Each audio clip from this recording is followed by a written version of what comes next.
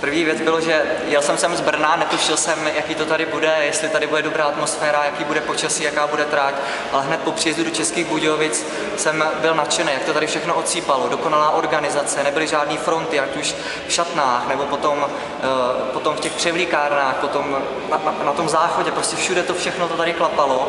Odstartoval se závod a od prvního metru prostě krásný počasí, foukal mírný vítr, rovinatá trať a hlavně neuvěřitelná atmosféra.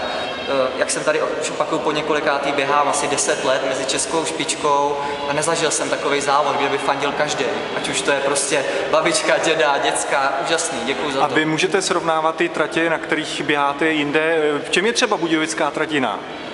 Jiná je v tom, že je tady absolutní rovina. Tady vlastně téměř nebyl vůbec žádný náběh na nějaký most nebo podběh mostu. Tady vlastně jenom tam kolem té řeky byla jeden maličký, asi 5metrový náběh, jinak absolutní krásná rovina. A tím se to prostě odlišuje třeba od toho Ústí nad Labem nebo od těch pražských závodů, který pořádají prostě ten pražský maraton. Přijedete příští rok? No určitě, nenechám si to uvítat. Děkuji za všechno. Díky moc, blahopřejem. Díky.